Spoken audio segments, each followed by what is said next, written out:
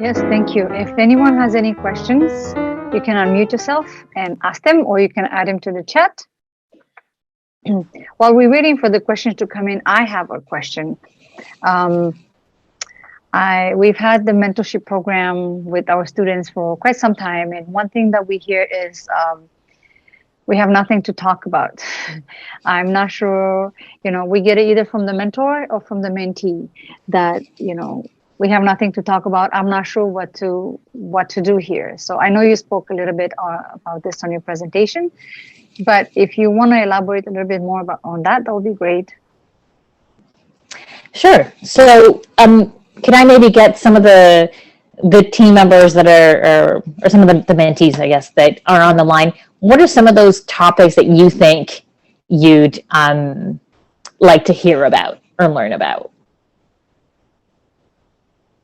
You guys can unmute yourself, or you can write it on the chat.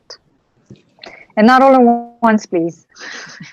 And hey, if the answer is I don't know, that's fine too. I just want to get a sense for folks that are actually going to be embarking in the relationship here around what are some of those topics that are of interest, I should say.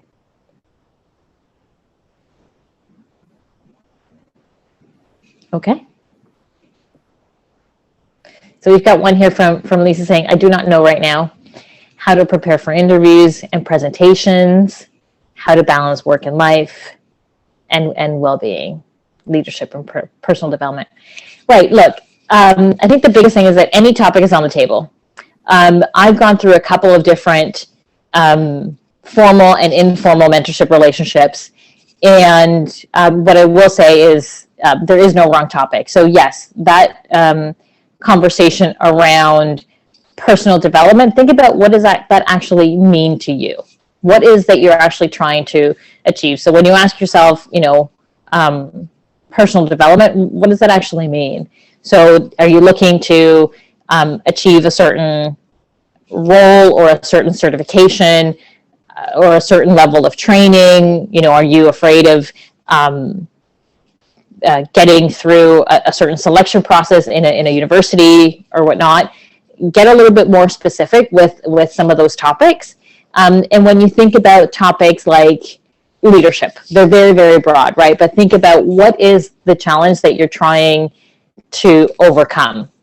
Is it that, I'll give you an example. When I was going early days through my career, I was in a big meeting room of a whole bunch of men. I was probably the only woman in the room, and it's really hard to get my voice heard, right? So, that certainly could be a topic of conversation with a mentor. How did you overcome, being that quiet voice or that quiet person in the boardroom? How did you overcome that? And talk a little bit about what are some of the tools or exercises that could help with that, just as a couple of examples. And if I look at some of the other listen here, preparing for interviews and presentations, I think that's great. I think that what's important is also understanding what are some of the challenges that you think you have with interviews and presentations and kind of what scares you. So I said that mentorship relationship is a safe space, so you can share, what scares you about it with your mentor, because then we'll be able to focus on what specifically needs to be overcome. How to balance work and life. What you also do need to define is what ultimately, think about that last spreadsheet that I shared with you around the results. What ultimately will mean to you that you've achieved work-life balance? Is it, working till a certain time, or is it being able to have weekends off? You decide what that actually means and say, how can I work towards this? Or I don't feel that I'm in balance because of X. And then we can start focusing around that particular issue that you feel you're having, or challenge that you feel that you're having. And if I look at some of the other ones in here, I like keeping my schedules in mind and sometimes forget things. Recently, I'm keeping a to-do list, and it's helping a bit. Are there any tips you can give to get me into a schedule? So if you're looking for tips as far as schedules go, I think everybody's different, and you have to figure out what works for you best. One of the things for me that has worked really well is that I and this is, of course, because of my professional career, I live and die by my calendar. So in my calendar, I will literally schedule personal things and I will schedule work things at the same time. And I use that as my safekeeping for time. And frankly, if I'm able to block certain things in my calendar, certain times in my calendar for personal things, then I am protecting that time from other people at work from booking me in that period of time.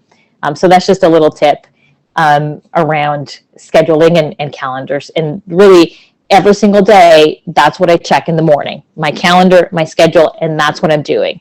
And frankly, if there's a list of to-do things and it's not a particular, call so-and-so activity or build the presentation, like I literally block time for like focus time. I will block time for presentation building time. For this particular session, I had to block off time in my calendar to say, this is when I'm going to build the deck. I did another block of time as to when I was going to prepare, how we were going to deliver the content. Block the time 30 minutes before the meeting or 15 minutes before the meeting to make sure that nobody booked me before the meeting. I was joining in on time. So like use that. That's what I use in my world, is that calendar. And many times as well, I do write things down. So if I can't go to sleep, I literally will, because I'm thinking of something that I have to do, I will literally get up, write it down. It's out of my head, but it's on a list, and I will check it tomorrow morning, and I will make sure that that gets handled, the next day. So those are a couple of tips around scheduling specifically. Any other questions that you guys have? I did have a little activity for you guys while you think of other questions. So since you're still screen sharing, I'm going to switch over to the next slide. And I want you to identify a couple of roles here around who's a mentor and who's a mentee. So I'm going to put a couple of images. So does everybody recognize who this is? You're welcome to come off mute or type it in. If there's any Star Wars fans, you would recognize this person. And if you, Luke Skywalker. Okay, Lisa, and you're saying that he's a mentee? You're absolutely right, because his mentor was Yoda. So those of you that have watched the series of Star Wars movies, Yoda taught him, all about finding the Force within him, getting that confidence to be able to do the incredible tasks that Luke Skywalker is capable of. So you're absolutely right. Yoda was his mentor. I'll go one more. Let me know if you recognize this guy or if you need a little hint to know who he is. I feel like I need the little music here that I'm waiting. He's the Apple guy. So yes, he is Steve Jobs, correct. And yes, he was the founder of Apple. Now, does anybody have any clue as to, he's obviously inspired a lot of people and been a mentor to many. Does anybody have a clue, or a guess, I should say, as to who you think he formally shared that he was a mentor to? It was somebody within the tech world, also a founder of a techie company. So I will share it with you. So actually, Mark Zuckerberg, which is the CEO of Facebook. So in Steve Jobs' autobiography before he passed away, he shared that he had actually been Mark Zuckerberg's mentor for some time. So Mark Zuckerberg kind of went through a bit of a phase where he felt a little bit disconnected through, to the values and to, why he had even set up Facebook. And Steve Jobs actually shared with him, kind of what his experience was to sort of reconnect to those values of a company, how he took some time off, went, there's a particular temple.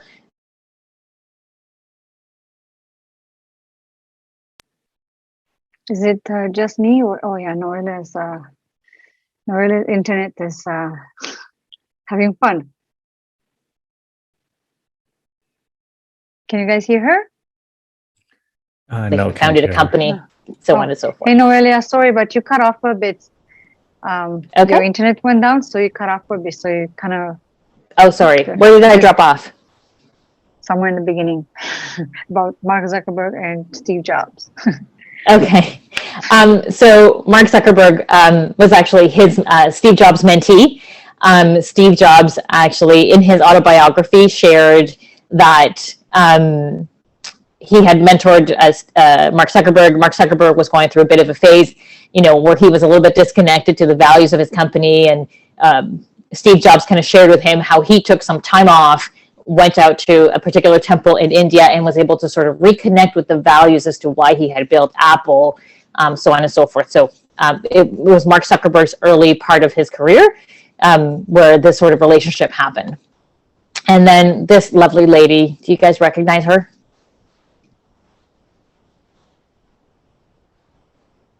Maya Angelou. Lisa, bang on. So Maya Angelou was mentor or mentee? Any guesses? She was total mentor, 100%. She was actually the mentor to Oprah Winfrey. So Oprah Winfrey, early in her 20s in her career, she met Maya Angelou through one of the books that she had read. I think she was actually interviewing her or whatnot. And Oprah asked for a lot of advice from her around how do you build teams and how do you build sort of that team culture and how do you keep people happy. And, Maya kind of gave her some really good, valuable advice around people, the fact that you can't really change them and you kind of have to accept them the way they are, but gave her some tips around not necessarily taking people by what they said, but let them do their actions and then trust in how they behave and that sort of thing. So just a couple of examples here of some of those other more non-traditional mentor-mentee relationships that you guys would maybe didn't know or did not know. So just a couple of other things here. But I'm happy to take on any more questions if you guys have them.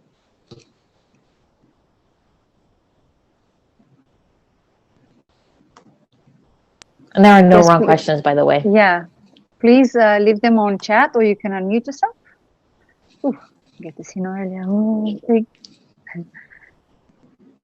Actually, so while everybody's thinking, I do have a question. Sometimes the relationship between a mentor and mentee does not always go well. So what would be your advice for the mentee and mentor to, end things, even if things don't go well, but how do you end things? With someone. And I would say I'm more going to still end it in good terms because you never know. And I'm thinking as a mentee, I would want to end it in good terms. But I mean, what would be your advice? And how do you advise mentees to go about it? Well, I think a couple of things, Jordan. I think that, before giving up on the relationship, certainly try to take the opportunity to provide feedback or ask the question, right, as to what's working, what's not working. How could,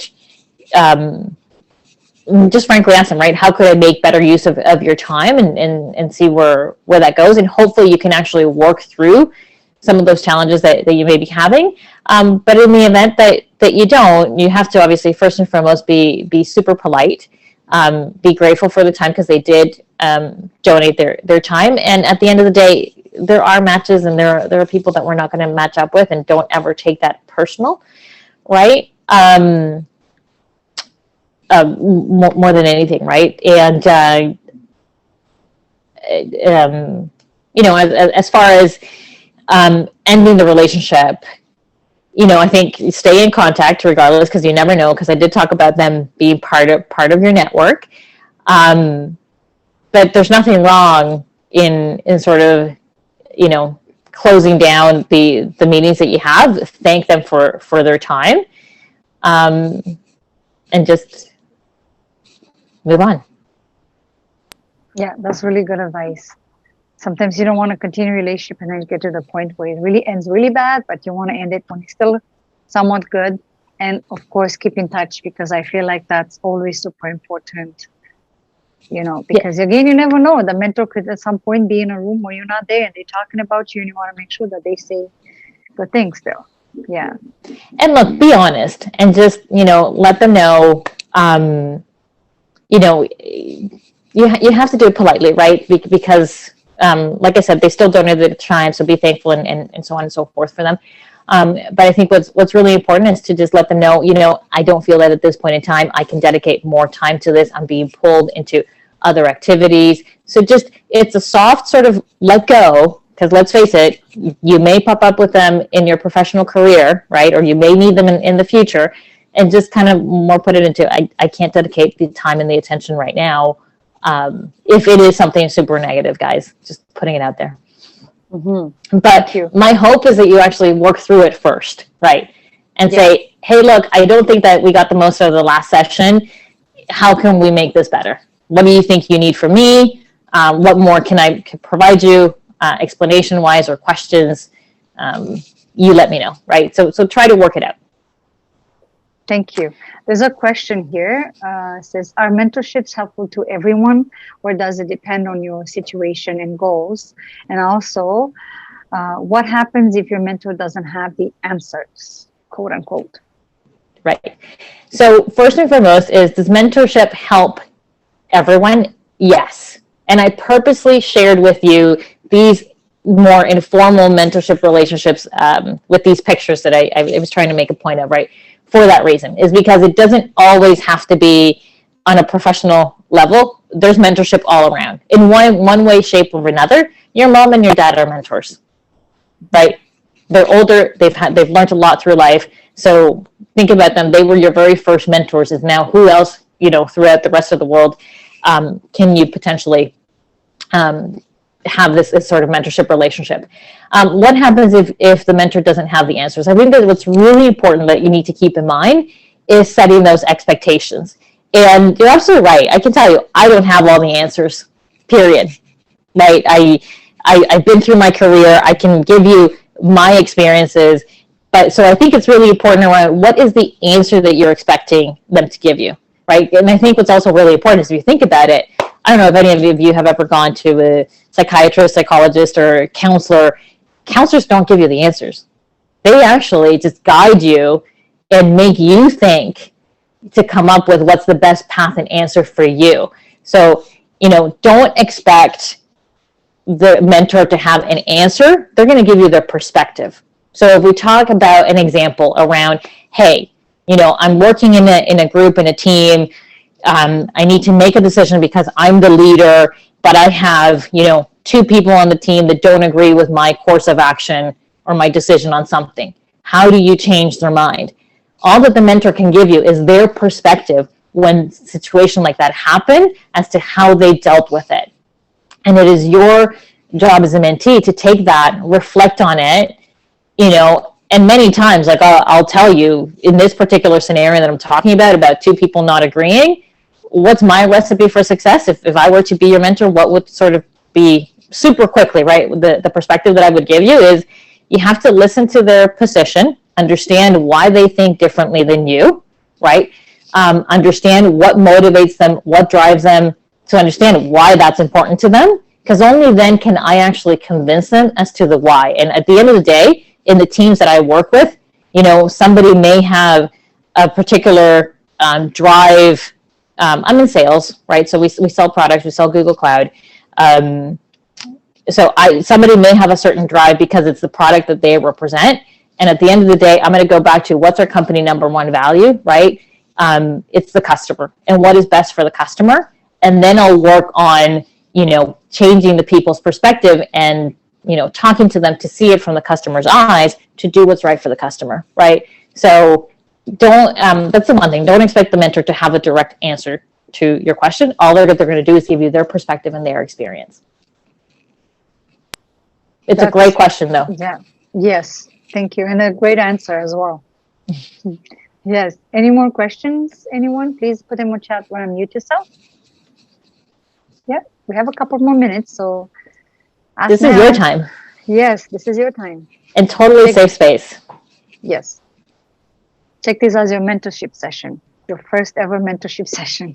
Where you can ask Noelia anything. Or what are you most excited about? What are you most afraid of in the mentorship relationship? Let us know. I was going to ask a question. Sorry, I'm jumping in with some questions, and only because I hear a lot of them from the students and from the mentors in the past. And sometimes the students are very shy, so they don't get to ask. They don't feel like they can ask questions, right? It's not very comfortable for them.